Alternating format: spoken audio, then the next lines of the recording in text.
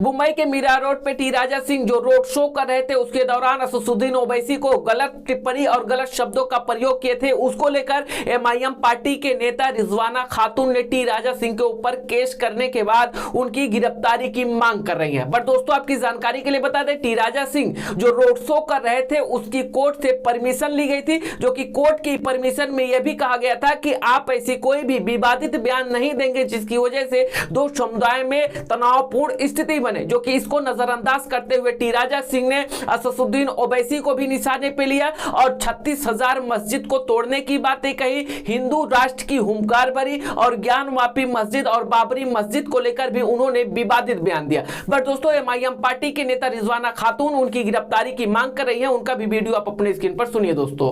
Meera Bhayandar DCP sir के पास है, प्रकाश Gaekwad sir के पास। कुछ दिनों पहले आपने वीडियो वायरल होते देखा था राजा सिंह का।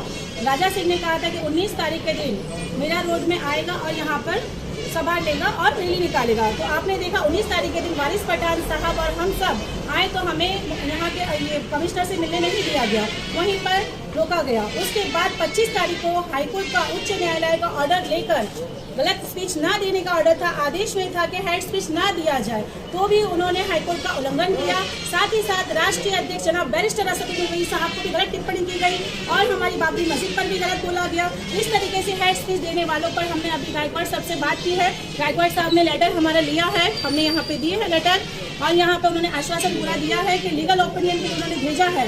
इस तरीके से भारतीय जनता पार्टी हरकत करेगी तो हम बर्दाश्त नहीं करेंगे। हम मस्जिदों पर भी कहा गया कि 40,000 मस्जिदें तोड़ी जाएगी। ये सब क्या हो रहा है? हैदराबाद के गोसा महल के विधानसभा से बीजेपी से विधायक हैं टी राजा सिंह, और जिस तरीके से हैदराबाद में टी राजा सिंह अपनी एक अलग पहचान, एक अलग छवि हिंदुत्व के नाम पर बना चुके हैं, तो वहीं दूसरी तरफ असदुद्दीन ओवैसी और उनके छोटे भाई अकबरुद्दीन ओवैसी एक मुस्लिम पार्टी को लेकर वह भी एक अपना वर्चस्व बना चुके हैं। जिस तरीके से असदुद्दीन ओवैसी, उनके छोटे भाई अकबरुद्दीन ओवैसी हर मंच पर मुस्लिमों को लेकर चलते हैं, उसी तरीके से टी राजा सिंह अपने हर चुनावी मंच और अपने हर रैली में वह हिंदुत्व को लेकर चलते हैं। बट दोस्तों, ये कहा जाए कि कई बार हिंदुत्व को लेकर चलने की वजह से टी राजा सिंह के ऊपर कई केस लग चुके हैं, वह कई बार जेल भी जा चुके हैं। उसके बावजूद टी राजा सिंह अपने विवादित बयान देते रहते हैं, और यही वजह है कि पूरे भारत में विवादित बयान देने के लिए T Raja Singh Asaduddin Owaisi road show के दौरान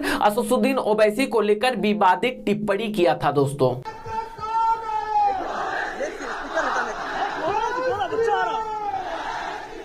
पार्लियामेंट में जो ओवैसी है हमारा बड़ा साले भाई, वो ये कहता है कि बाबरी मस्जिद थी, बाबरी मस्जिद है और बाबरी मस्जिद रहेगी, बाबरी मस्जिद जिंदाबाद के नारे उसने पार्लियामेंट में लगाए हैं। तो मैं उस बकरे को ये कहना चाहूंगा, कोर्ट के कानून को भी नहीं मानता। अरे ओवैसी सुन बेटा, अरे बाबरी मस्जिद से इतना घबरा गया है, अरे अभी तो काशी बाकी है, अभी तो मथुरा बाकी है, अरे अभी तो 40,000 हिंदू मंदिर बाकी है। प्रेसिडेंट किसने बनाया? अरे तू तो बहुत बड़ा गधा है, बहुत बड़ा अनपढ़ इंसान है वो। दोस्तों, हमारे देश भारत में ऐसे कई राजनेता हैं जो तुष्टीकरण की राजनीति करने के लिए जाने जाते हैं, जो कि इसमें फर्स्ट नंबर पे आती हैं पश्चिम बंगाल के मुख्यमंत्री ममता बनर्जी, जो कि उन्होंने कुछ ही दिन पहले स्टेटमेंट दिया था दोस्तों कि अल्लाह की कसम, आपने बीजेपी को वोट दिया तो अल्लाह भी आपको माफ नहीं करेगा, मैं तुम नहीं माफ करूंगी। दोस्तों, यह स्टेटमेंट देना था पश्चिम बंगाल की मुख्यमंत्री ममता बनर्जी जी का। तेजस्वी यादव जी ने आज एक बार फिर ऐसे ही कुछ शब्दों का प्रयोग किया, इसलिए प्रयोग किया कि एक विशेष वर्ग की वोट को रिझाने के लिए, और उन्होंने कहा कि इंशाअल्लाह आप मजबूती बनाएंगे तो हम जीतेंगे, आप लोगों का सहयोग मिला तो तेजस्वी यादव आप लोगों के लिए जान भी दे देगा। दोस्तों, तेजस्वी यादव और ममता बनर्जी जी का वह स्टेटमेंट सुनिए जो एक तुष्टीकरण की राजनीति की तरफ भी इशारा करती है। हम लोग इंशाअल्लाह चुनाव जीतेंगे, मजबूत रहिए, मजबूत इरादा रखिए, हम लोग कामयाब होंगे। तो आपका साथ मिलेगा, दोनों हाथ उठा के बताइए, साथ मिलेगा तो ये तेजस्वी आपके लिए मर मिटने को तैयार है। एक बात याद रखना, बीजेपी को मदद मत करो। बीजेपी का अगर तुम लोग मदद करोगे कोई, तो अल्लाह का कसम आप लोगों को कोई माफी नहीं करेगा, हम तो माफी नहीं करेंगे। लड़ाई में हम लड़ाई करेंगे, हम लड़ेंगे नहीं। जो काफिर है, जो कापुरुष है, वो डरते हैं, वो मरते हैं।